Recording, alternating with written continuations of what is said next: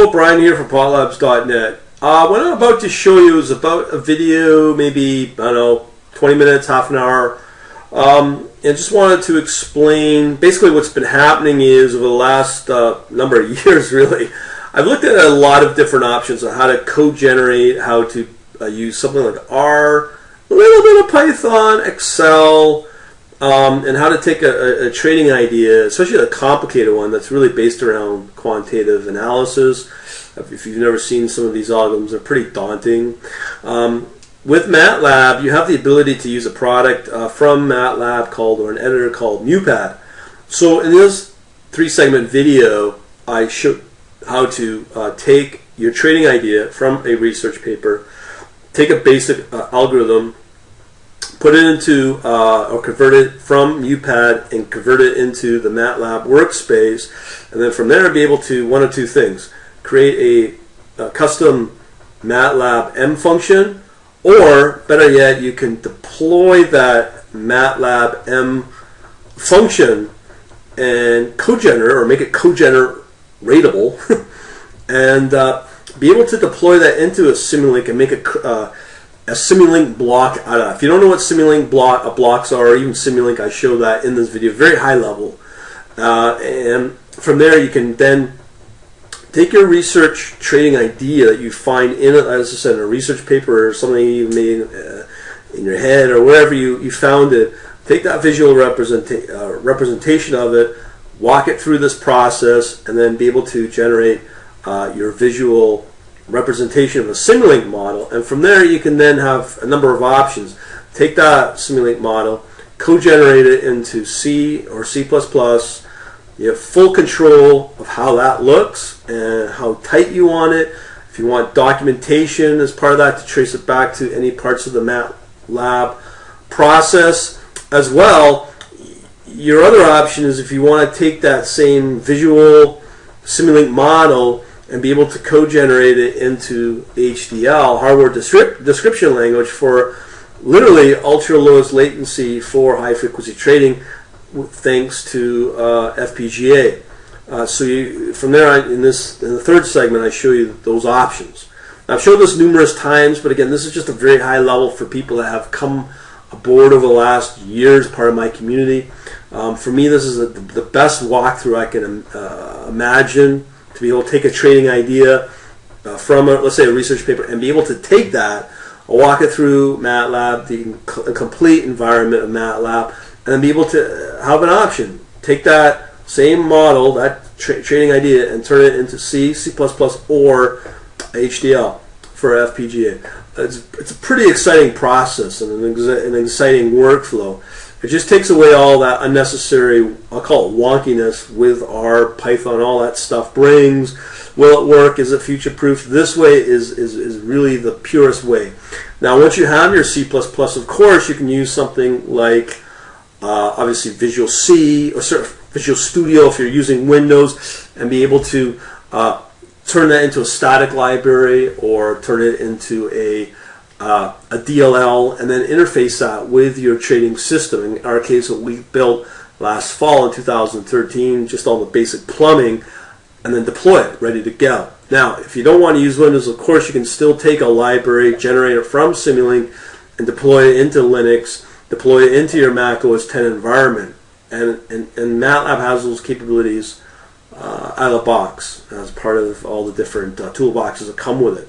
I don't go into that, but I just want to show you the entire workflow, and sit back, chill out, and see this process in action, because I'm hoping I could take some of the more basic algorithms, they look daunting, and be able to walk it through this exact same process and have C++ available for my trading system. But yet, because it's still in C++, I can still take that same code and deploy it into a Linux environment, or yet into a Mac environment if I choose.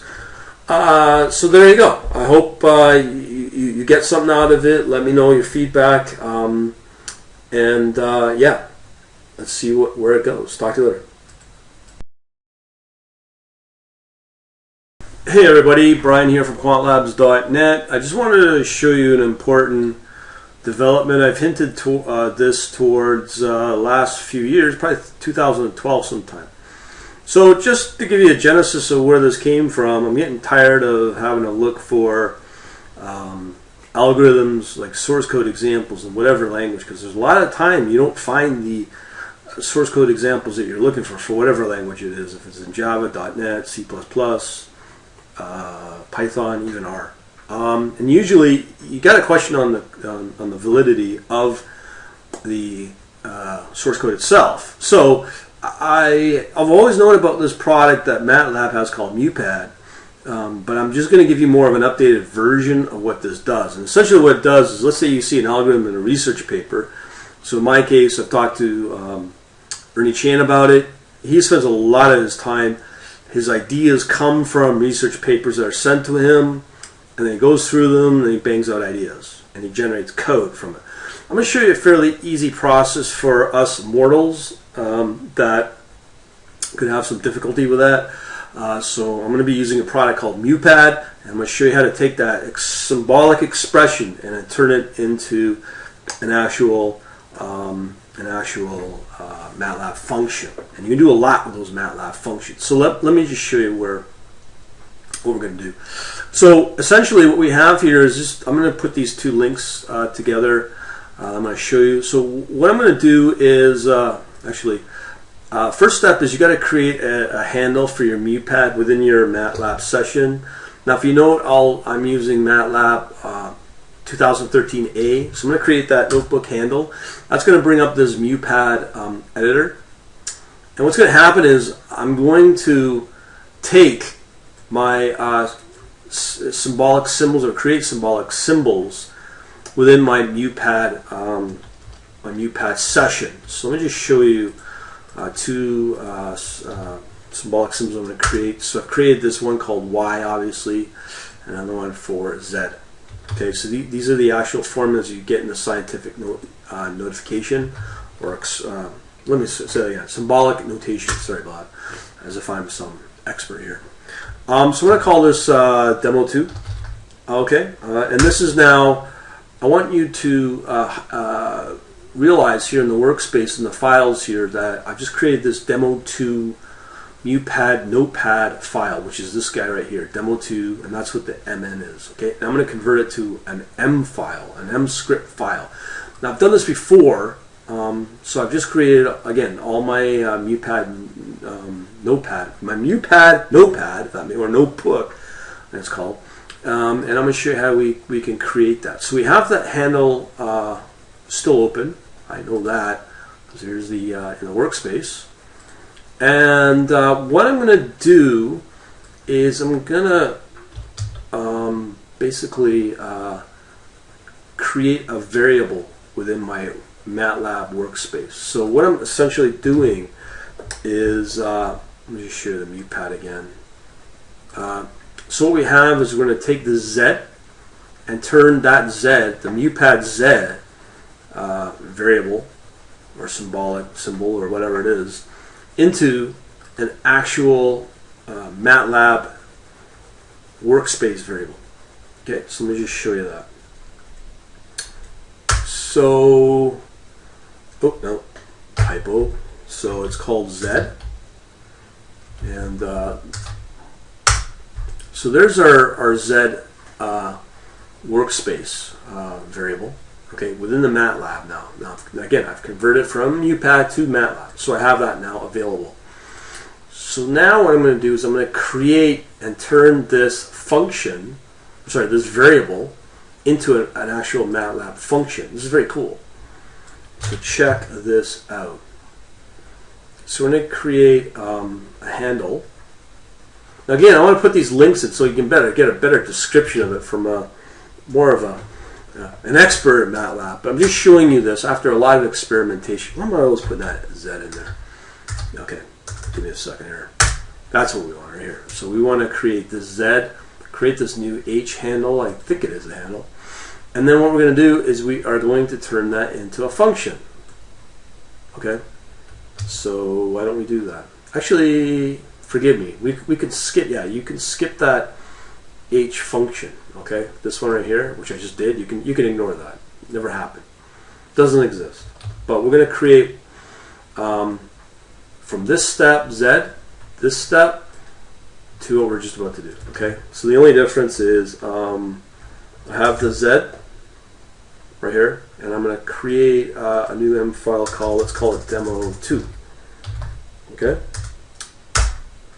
So yep, there's our demo2 variable, and there's our entire function now been converted from the MuPad.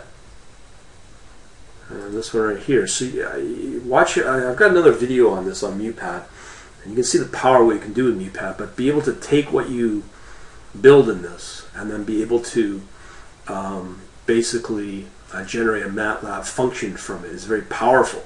So I can do things like, which I'll do in another video, is be able to take this file, or representation of it, the M file, demo2 M file, and then actually make that a customizable function that is ready to be deployed into a Simulink model. From there, I can generate my C++ code or C code. So I'm going to show you that in the next video. This is very killer, all right? So stay tuned. Okay, so in this second video, what I'm going to do is I'm going to be running a series of extra functions. So I've now created in the previous video segment basically a M function from this symbolic set of symbols created through MuPad. What I'm going to do from here on out is I want to deploy this into my Simulink. So in essence, what I'm going to do is I'm going to create a Matlab function block for Simulink, and that's basically a block for Simulink. If you've never looked at or played with Simulink, it's a good thing, because I'll show you what you can do with Simulink models and blocks and whatnot. Really simplified stuff. But let's first proceed with the second step. So what we have here is we've got our Z symbol, or symbolic symbol, whatever, symbolic variable, I believe it's called. Anyway, so we're going to run our first function, this guy right here. So this is what happens. So because I just ran this demo, I'm going to call it my demo2b system. Okay?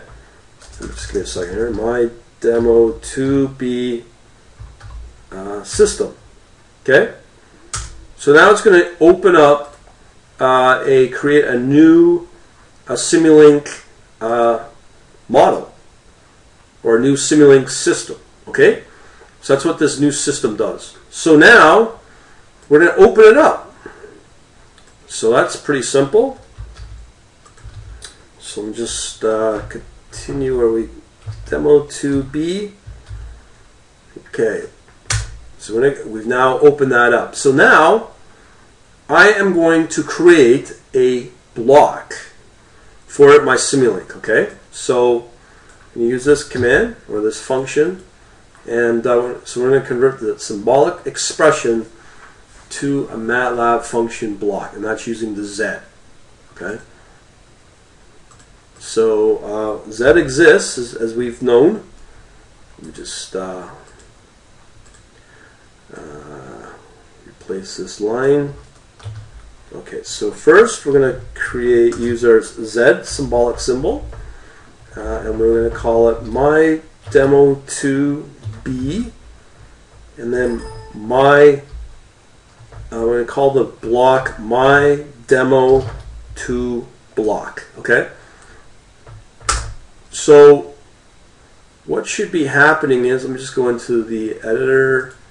So there's our new block right here. Okay, so if I double click it, we now have our custom M function, but it's like no different than a custom M function within Simulink. Okay, so but you can see here's the function that we created before, but here's the line that I want you to highlight. This right here, this codegen, this allows you to define and makes this function. You can co-generate with this to C, C++, in my case also HDL for FPGA deployment from within Simulink. So what I'm going to do in the next video segment is I'm going to take this little guy and create within my Simulink basic model an inflow and an outflow. So I'll show you that in the next video. Hold on tight. Hey, Brian here in the last video segment. So we've created a representation of our little custom M functions. This is our Simulink model. And what I'm going to show you is a very basic Simulink model with our inflow, which is from our workspace, to our outflow, which is basically a scope. This is a basic schematic or template of a Simulink model. Very basic stuff here, like primitive basic. So essentially what I did was I just wanted to create a variable in the workspace of Matlab. Now, what can happen here is this is for my inflow purposes, or just for inflow demonstration for the Simulink model. So I have here my from workspace, which is my inflow. This is the source of the data. Now I'm just keeping it really primitive in this example. It could be a time series. This can also be imported from an Excel spreadsheet. It could be from a CSV. This is the Simulink block diagram. Now, as I said earlier, if you're new to Simulink, each one of these are visual representations of a block. So in this case, this is a custom M function that we built earlier that's generated via that process from UPad, which I showed you. There's another block for, again, our inflow. That's a separate block, and another scope block as well. So we have here in our Simulink library browser a large number of blocks available at our disposal. So in my case, I'm doing a search here for scope, which is this. And then, of course, if I do a search for from, as I was talking about earlier, let me just there's different, as I said, there's from a file, a matrix file, from the workspace, and then there's other ways you can get it from things like Excel and CSV files. So there are different sources, but in this case I'm keeping it really basic.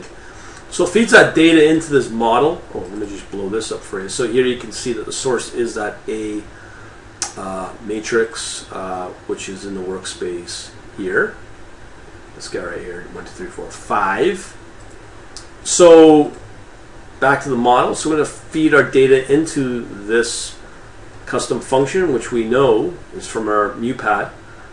And this is the source, X, and it's going to just return Z, whatever the result it will return using this formula. All right, and then what it's going to do is it's going to output it into a little scope. So you'll see some data and whatever, but I've shown this many times in my YouTube channel. Just do a search on Simulink to see what it generates. But when I play it, it's going to, let's see, I don't think it's going to do anything in the scope. No. Even if I did that, let me just see if anything will change. No. So anyways, what you can do from here, because this is a Simulink model, this is where it gets very powerful. If you come under here under code, you have C code or C++ code generation and HDL code. Now this is the power of Simulink. I don't know how much I can stress this. So I can build my model. Let's just demo that. And if I go into my main workspace here, it's going to do all the messaging and call the compiler, the Visual C compiler and all that. So it does builds. So we have a successful build here, right? So if I go to the source code, this is what's generated from that process. So here you will see we've got our objects file, our header files, our C-source files, and some other stuff. Now, I'm not going to go into this in great detail because there's some pretty good demos and webinars from Simulink or from MathWorks that can walk you through that process. But you do have various options available, all kinds of stuff, different targets you can use. It just goes on and on and on. One of the powerful things that you could and should be aware of is the comments that you could use within the code generation process. In there, I'm just trying to find it. Somewhere in here, again, you can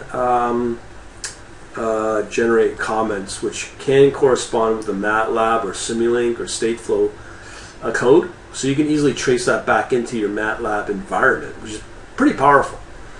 Now again, I mentioned that there are some different targets that you can use. Now this is a nice feature here, is if you want to preload any initialization functions or termination functions, source files, header files, you can add that to this project. And again, you can use the underlying Visual C compiler to generate all that. Now, of course, you can do this in Mac and Linux as well. Same idea. Now, you may be going, golly gee, Brian, what does that mean? Well, I can take this visual representation, as I've shown you here, also a custom M function, and be able to generate C from it. Now, that's the visual representation. Now, this is probably the 10 millionth time I mentioned this. We have here HDL code as well. For those that don't know what HDL is, oh boy.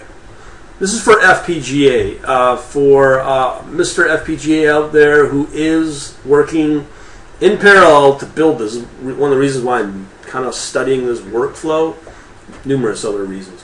But I can choose my board language or manufacturer, if it's Xilinx or Altera, and be able to generate HDL code from the same model, no different than I can generate C++ code, as you can see here.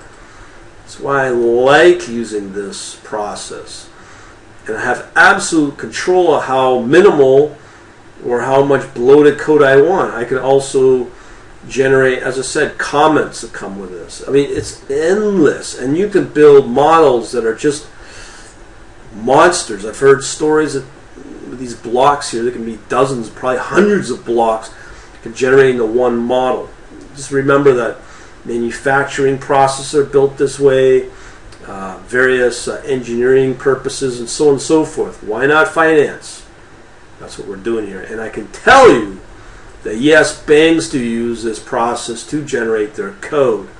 That's why there's been a huge enhancement in this new Simulant version of 2013 for Matlab.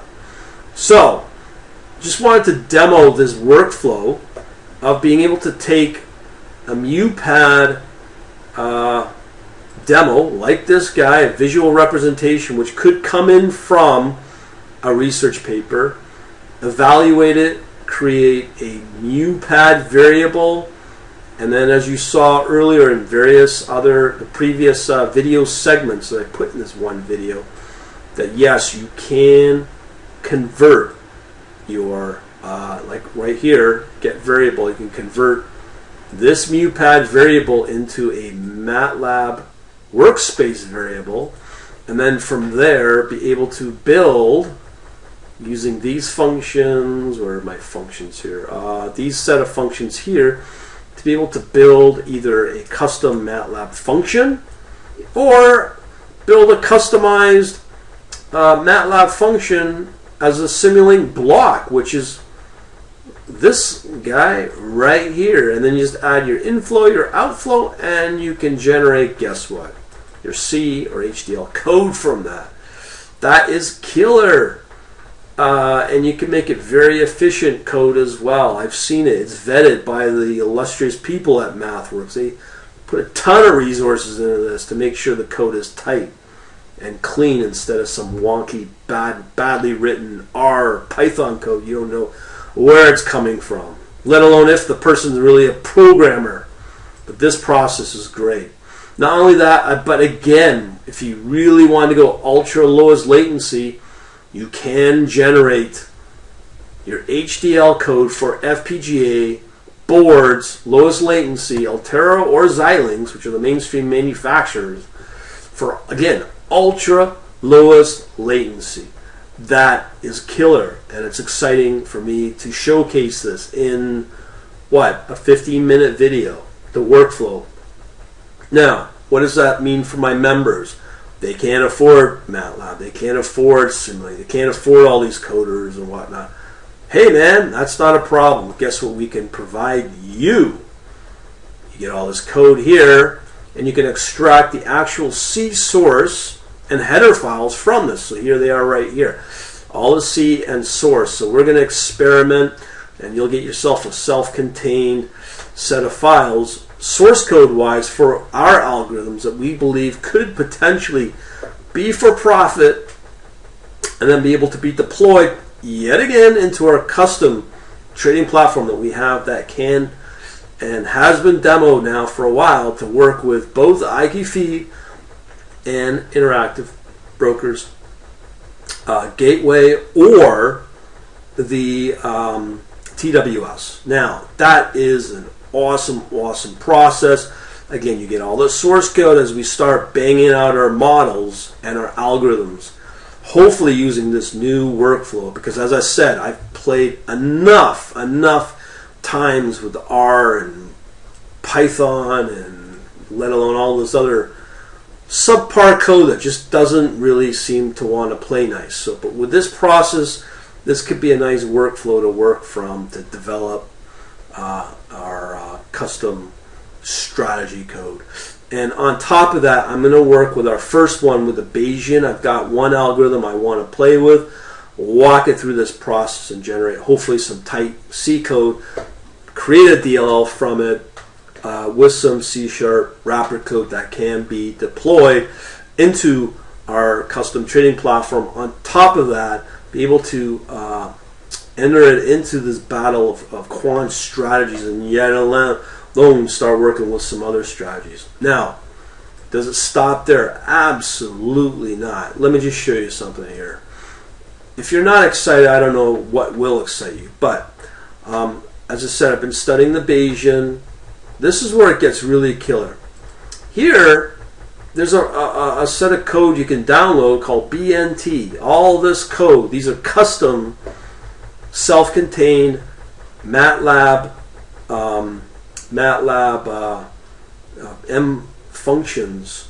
They're, as I said, self-contained, and they can be used for Bayesian network analysis, and as well as some very basic stuff that you can deploy into our Simulant model here using this Matlab M function.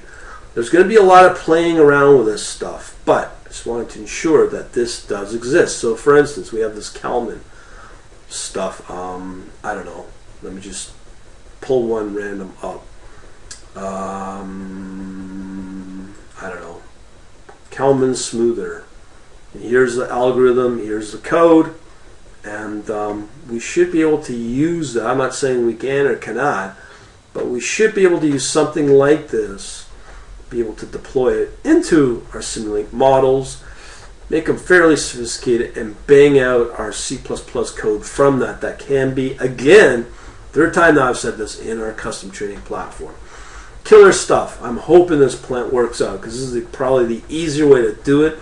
And again, we have full control on how we build these algorithms and how we build these functions right here. These guys right here with code generated that enable to take this Matlab M script and bang it out either in C, C++, or as I said, HDL for FPGA. All right, so I just want to show people that, walk you through this process, and hopefully this workflow will work. Okay, and I'm going to try to work with a very basic Bayes theorem and see where it goes from there. Over and out.